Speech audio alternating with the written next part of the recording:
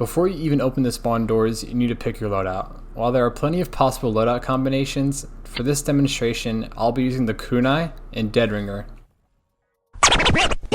No matter what loadout you pick, you need to know how to actually backstab your targets. Not 100% of the enemy's back is guaranteed to one-hit kill. Swing at the wrong angle and you'll scratch them for a mini crit instead of getting the instant kill. Now that you know how to stab, you need to know when to actually go in. Playing agent isn't about getting a kill every second. You need to know when to engage and when to disengage.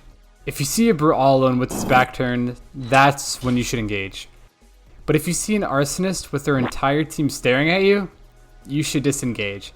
There's no shame in running away to get a better pick later. Since you're picking your fights, you also need to know how to play against certain classes. Your entire playstyle should change depending on which class you're fighting. For example, arsonists are your worst nightmare because the entire class is a direct counter to agent. On the other hand, marksmen and brutes are usually free kills because they're forced to either scope in or rev their weapon, meaning that they aren't paying full attention to their surroundings.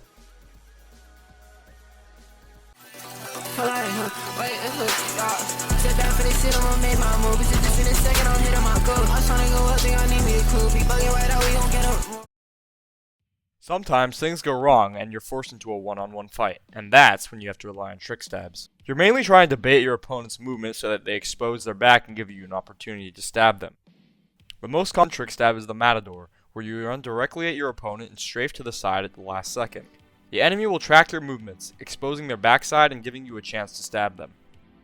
Then you have the group of stabs that use the map geometry to your advantage, such as stair stabs, under stabs, and corner stabs. A stair stab is when you jump from a ledge or run up a set of stairs while someone is chasing you. They'll instinctively follow you up the stairs, giving you an opportunity to jump over them, land on their head, and stab them. Understabs and corner stabs work around the same idea of hiding your character model. For an understab, you use a low ground to hide your body as the enemy walks over you. They'll fall down and expose their underside, giving you the perfect opportunity to stab their back. Corner stabs are similar, but instead, use the edge of a wall to bait your enemy to follow you, and when they're not expecting it, you pop out and stab them.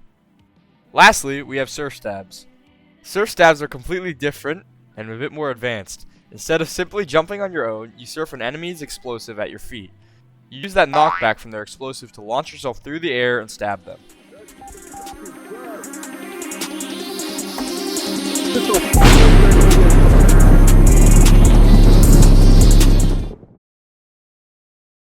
But trickstabs aren't going to save you every time. Sometimes your knife is honestly just the wrong tool for the job. That's when you need to pull out your revolver. Way too many agents act like their gun doesn't even exist, and that's a huge mistake. The revolver actually does really good damage, especially at close to medium range. So if you miss a stab and your enemy turns around, don't panic. You don't have to go for the stab. Just pull out your gun, walk backwards, and shoot them. A kill is a kill, right? The bonus points you get from backstabbing an enemy isn't extremely important. Playing your life is more important than just getting points. Now, while your gun is great for finishing fights, your sapper is specifically for dealing with mechanics. Taking down a turtling mechanic usually just comes down to a simple stab and sap. If the mechanic is completely oblivious, stab them first. Instantly slap a sapper on their sentry and cloak out before the rest of the team even notices what happened. The big thing here is that recognizing whenever you actually have an opening rather than just throwing yourself and hoping for a stab. Speaking of cloaking, playing agents honestly is much about as mind games as it is in raw mechanics. With the deadringer, you're not just trying to turn invisible.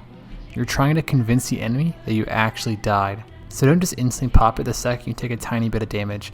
Let an enemy actually shoot you. Drop the fake corpse and make it look real. And once you're invisible, please don't just hold W in a straight line. The deadringer shimmer is still pretty visible, so you need to juke, strafe, and actively dodge the arsonist, who is definitely going to be spraying fire where they think you went. The more believable your fake death is, the less likely they are to keep chasing you. Movement is also super important on agent. You don't need to know every single movement tech in the game just to play the class. But you do need to be unpredictable.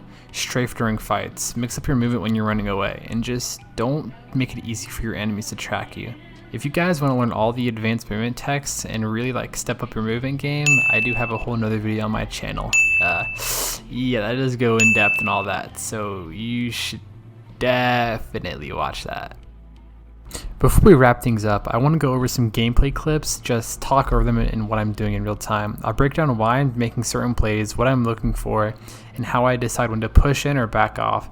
Hopefully this gives you a better idea of how all this stuff actually comes together in a real match.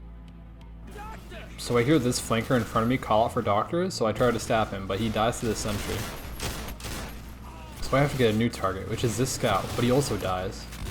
So this heavy and this medic are just, their job is to feed me over here. So I hear this guy out, like right here, rocket jump, but he's just too quick for me, so I don't even bother. But this scout, he's oblivious to me, so he gets stabbed. And this scout, I bait him to look at the matador. And I also bait this guy at the matador. And then these three guys, they're more like some mobile noobs, so they don't even know I'm there. This demo dies before the clip even starts, but basically I'm just trying to sit behind this wall and farm corner and stair stabs. Just like there. I get a stair stab, and then I go back around, so I get another corner stab.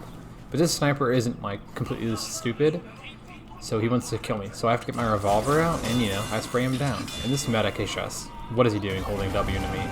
This demo night, I couldn't squeeze behind him, so I have to run around the corner, get the health pack, and corner stab him. And once again, I just continue farming corner and stair stabs on these guys. I don't even know what's happening to them.